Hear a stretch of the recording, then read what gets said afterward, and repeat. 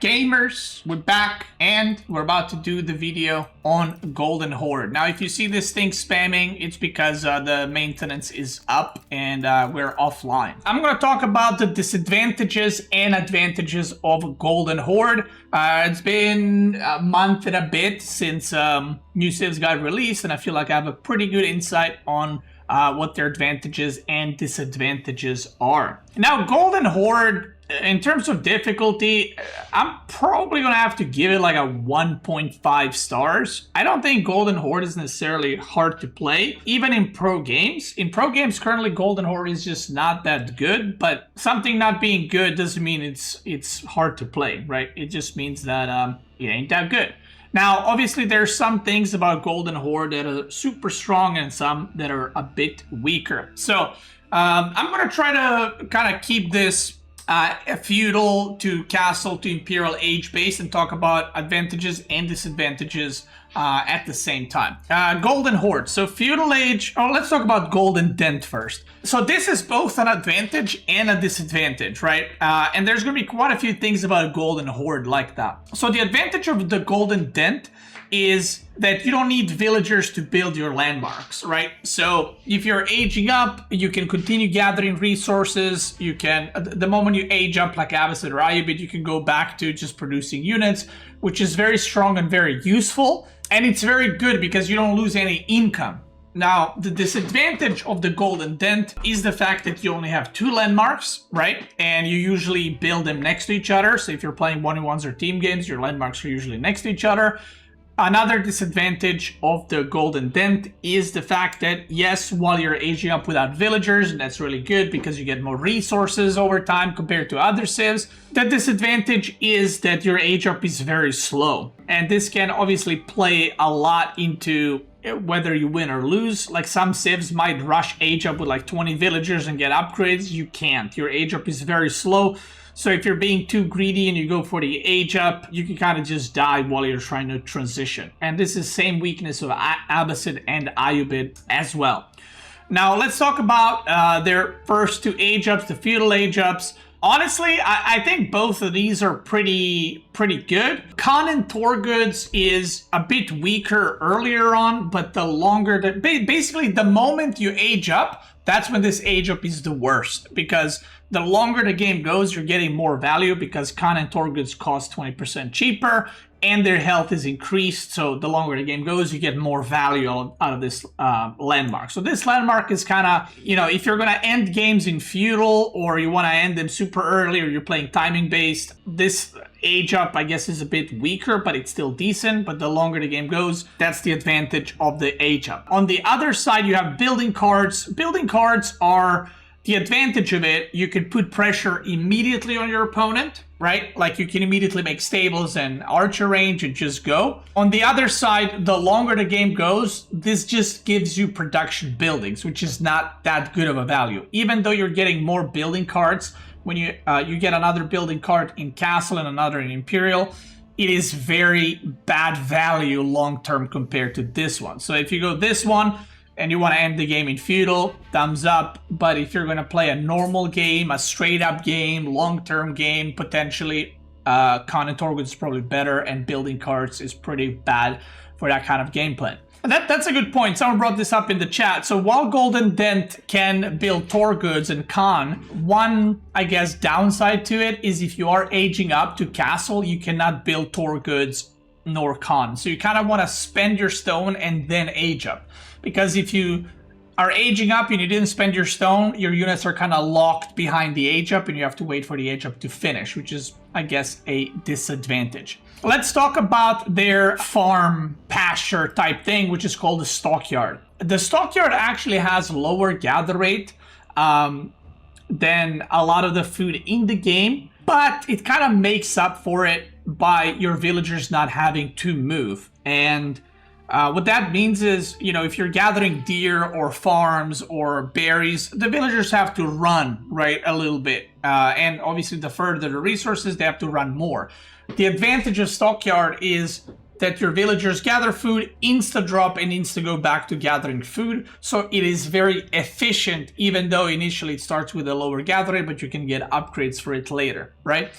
The disadvantage of Stockyard, that it costs a lot. 250 wood is a lot. For example, it's a lot easier to transition to farms slowly because there's 75 wood. Meanwhile, Stockyard is 250 wood on a civilization that has double the cost for their units. But once you get it set up, it is really, really good. And you don't have to do anything, right? It's also another advantage of it is it's very easy to protect. Because basically stockyards have 4 villagers working on them, and the stockyard, if you make 2 of them, it's 8 villagers, right? But the amount of space that they take is less than 8 farms. So what I'm trying to say, the advantage of stockyard is you can crank a lot more of them in the same spot, and you kind of have an area where your farming is, which is nice. But it also comes as a disadvantage because your opponent will know exactly where your farming eco is. Sometimes if you play a game, you're like, oh my god, where are his farms? You need to scout and stuff like that. 98% of the time, a Golden Horde will have stockyards around a TC, so you can kind of know I always need to dive the TC. Now, let's talk about their Fortified outpost. Initially, I didn't think this would be that one way or the other. The advantage of Fortified Outpost is it has a lot of HP. It has 1,700 HP, which is quite a lot. Once you garrison your villagers, it's very notable how long it takes for the opponent to kill it, right? So if you go with Fortified Outpost on the deer, you're gonna have plenty of time to get to it and to defend it, which is obviously the good part and the nice part. Now, the disadvantage of Fortified Outpost, it's 150 wood, which is not a big deal because obviously it has more health, so it makes sense that it's more expensive, but it also is 50 stone. Now, why is this bad? Well, it's bad because you're using that stone for Tor goods usually. So if you're building a lot of these outposts early in the game, you are having less Tor goods. So you're kind of sacrificing army in order to build these, especially if you want to upgrade as well. The tower with arrow slits or sprinkled emplacement is going to cost you even more stone, and it's going to cost you more Tor goods, at least early in the game. After castle, you know, when you get a couple of Ovoos and Imperial, this is not that big of an issue, but I'm just talking about like feudal, early feudal type thing. Let's talk about Ovoos. And yes, I agree that that Fortified Outpost should garrison 8 villagers like the Rus outpost as well. Let's talk about Ovoos. Now, the reason I'm talking about Ovoos is, you know, Mongol also has Ovoos, but Mongol can build 1 only. And when they expire, they have to rebuild it. Now, Golden Horde can build 1 Ovoo per age, which is, once again, it has an advantage, but it also has a disadvantage coming to it. So the advantage of it is obviously you have more stone, so you have more stone to play with, you have more stone to get your upgrades, comparatively to Mongol that is always like struggling to get all the stone upgrades. On top of that, you can infinitely spam Tor goods, which is all very good and very nice. The disadvantage of the Golden Horde Ovoos is that it kind of becomes hard to defend them. It is very similar to Malian pit mines, where if you get like a forward Ovoo and then your second Ovoo is kind of to the side and then your third Ovoo is on the other side, it becomes very hard to defend them and opponents can just come torch them really quick and then just bail. Overall, I think Ovoos are good, but you know, that's the disadvantage, I guess, that they come with. They can be very, very exposed. Let's talk about the Castle Age up, and let's actually talk about all the age ups, then we'll talk about their unit production and how it works. Muscovy Yasak is a very, very strong age up. I initially thought that this is going to be the go-to, but this one has so much potential, and I feel like it's just so strong. So Relic Ovoos is very simple. This age up is extremely strong if you get relics, right?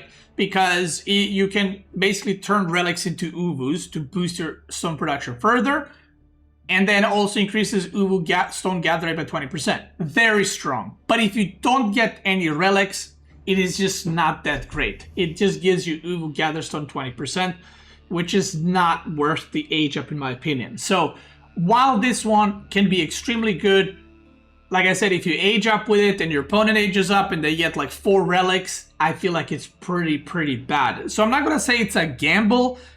It's more of a, you need to know if you can get relics. Doesn't matter if you're playing 1v1s, 2v2s, 3v3s, 4v4s, or FFAs. If you think you can get relics, it's worth it. If you think you can't, or you just can't straight up, it is not worth it at all for the 20% stone gathering. Now, Musgrave Yasak, I feel like, because of what I just said, is almost always just better, because you get instant value. This is something that I always talk about in terms of how good the landmarks are. This landmark gives you immediate value, which means that the moment you age up, you get something in return for the resources you've invested. And what you get is +2 armor, ranged armor, on all heavy cavalry and men-at-arms, which includes Torgoods and Kashyyyks and men-at-arms, right? Basically what you can do, even if your Torgood Kashyyyk is feudal age, the moment you age up, you don't even need to wait for an upgrade. You can just dive under the TC, because now you have, I think it's 5 or 6 ranged armor, which is really strong, and you can do some kind of timing with that. On top of that, you get wood generation of 200 per minute. It's a little bit reduced, but I just think that the amount of wood that you get, as well as the armor, is going to help you not only attack your opponent, is going to help you for the rest of the game, but you also get wood income that can help you transition to the, what are they called, Stockyards, right? In the perfect case scenario, I do think that relic Ovoos age up is better if you get like 4 relics or 5, but if you don't, this is just better. I don't think there's any disadvantage to this age up, and it's usually what good landmarks are made of is that instant value, or how long does it take for you to get what that landmark gives you. And this one, you get instant value, so it's very good. Next thing is going to be a Yam network trade and stone armies. It's kind of funny right now. I don't know what's going to happen in the future. There's no way that Torgoods don't get nerfed. Today is December 1st. So I don't know when you're watching this video, when the patch is going to be, but Torgoods are probably getting a nerf. Now, the golden dent generates 10 gold every 10 seconds for each fortified outpost, up to maximum 6 fortified outposts. Now, the advantage of this one is if you're struggling for gold and if you can't get gold, this is just a nice little bonus gold income that you can get. And it gives you 360 gold per minute, right? Which is okay, but for an Imperial landmark, pretty underwhelming. Like, there's some castle landmarks that almost give better value. So I feel like it is not that great value-wise. But again, if you're struggling for gold, I mean, you'll get 360 gold per minute, which is better than nothing, right? On the other side, the disadvantage of it is you need 45 outposts to be alive. And I know this might be like, well, you'll have 6 outposts in Imperial. Well, you might. Or you might not, right? Like, maybe you are struggling to defend or something, and you just have 2 outposts, and then you just don't get enough gold immediately, and then you gotta build more outposts, and it kind of can get a little bit awkward. But overall, not the best value landmark compared to other landmarks in Imperial in the game.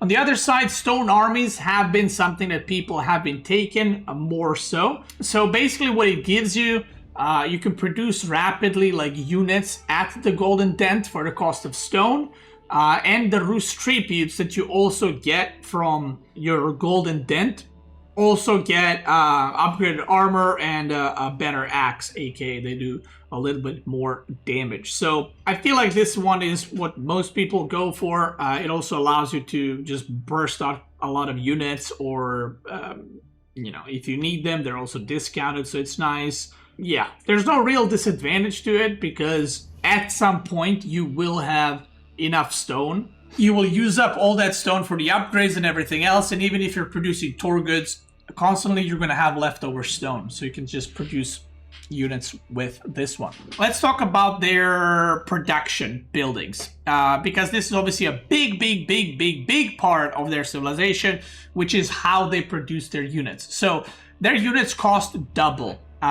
Very similar to OTD, except they don't get twice as strong units. They get double units. So if you make Keshik, you don't make one, you make two, right? In my opinion, this is just straight up a disadvantage. There is no advantage to it. This is just their mechanic. They're different because of it, but it is straight up disadvantage. Why is it a disadvantage? Well, because whenever you're playing a game, would I rather have a knight in 20 seconds and another knight in 40, or would I rather have two knights at 40 seconds? The math is clear. I would rather have one knight immediately so I can go do something with it, and another knight after that. So the fact that the units are coming in pairs means that a lot of your military that's supposed to reinforce or defend is just delayed. That's kind of it. So I do think that that is a disadvantage of the civilization. Let's talk about the edicts. So edicts are these things that you can activate in Golden Den. So you have an edict that makes your buildings produce 20% faster around the fortified outpost. You have this one Stockyard Edict, where when it's active, your active stockyards around the influence of the fortified outpost generate gold, which is very strong. And then you have the edict that gives your army 10% HP around or near the outpost. And the last one is the Karash Edict. Edicts in general are, I mean, a good thing, right? It's a unique thing about the civilization. I think the edicts are strong. The disadvantage of it is kind of funny. They're just hard to use effectively. So most players just put one and kind of forget about it. But if you can actively change them depending on what you need, it is very, very strong. And this edict, Karash Edict, in my opinion, is the strongest by far. And it is definitely worth the investment. Because whenever Karash Edict is active and you have your production buildings, every time you make a pair of units, you will get another, like a Karash for free coming out as well. So the amount of units that you can actually produce is insane, okay? It's absolutely insane. Now, on top of that, and also the disadvantage of these upgrades is they're kind of hard to get because 600 stone is a lot. But if you do get it, it is just super strong. Now, on top of that, there's another thing that this civilization has, which is stables, barracks, and archer range reinforcements. And basically what it is if you get stables reinforcements, let me move it a little bit like this. So instead of 2 Keshiks coming out, once you get this upgrade, another Keshik will always come out, as well as 4 goods. So anything you produce out of stables will come out now in 3. And if you do Karash Edict as well, you will get 4 units every time you produce.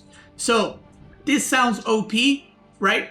And it is. The problem is getting to that point is what's bad about it, aka the disadvantage. It is very, very expensive to spend 950 stone and another 600 stone here. You have to either pause target production completely for a while, or it just has to be later at later stages in the game. So that's the disadvantage. It's very hard to get to, but again, once you get to it, it is absolutely crazy, and it's 100% advantage over the other civs the way they're producing. So early game, their production is pretty ass cheeks, but late castle or Imperial, it is crazy, crazy good. Let me see if there's anything else. I mean, they don't have stone walls, which is clearly a disadvantage, but, you know, they do have wood walls compared to Mongol that just doesn't have any, and they have fortified outposts, which have more HP, so I do feel that they do have an advantage over Mongol in that sense, but a disadvantage compared to the other civs because they cannot build the stone walls. Oh yeah, the Khan and Torguds. Right now, the Torguds are way too strong, and again, I'm 95% sure they're going to get nerfed. Torguds they don't have a disadvantage. They're just completely broken right now, but even in the future, let's say they get nerfed and their stats get reduced, this unit basically costs 75 food because the stone is passive generation, right? So it's always going to be good and useful, so I don't think it really has any disadvantage unless it gets butchered in stats where it's unusable. On the other side, Khan, I actually thought this guy's going to be useless as hell when the Civ came out, because I was like, oh, people are just going to snipe it even if there's Torguds around it. I mean, how hard is it? He has a lot of stats, especially in Imperial Age. I think he's like 800 health or something like that. He's very, very tanky. In Feudal, he's kind of ass cheeks. But again, like a lot of things with the Golden Horde, early on, pretty bad. But the later the game goes, it becomes stronger and stronger and better and better. And that's kind of the whole Civ. So to round it all up, Golden Horde, main advantage is the longer the game goes, the stone generation, all the upgrades you can get for more units production and all that is what makes the civilization completely broken later in the game. But their Feudal Age and their Dark Age is very, very weak. So if you're struggling against Golden Horde, put pressure on them very early. And if you're playing Golden Horde, well, just try to survive, and you're gonna have a good time after that.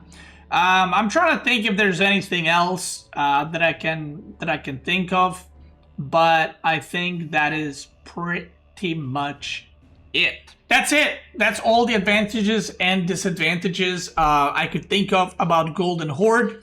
In general, it's a very strong late game Civ and not very good early on. So if the opponent knows and puts pressure on you, you're gonna be in a little bit of trouble. And that's it. If you're watching this on YouTube, I want to thank you so much for watching. And if you're watching live, let's keep going.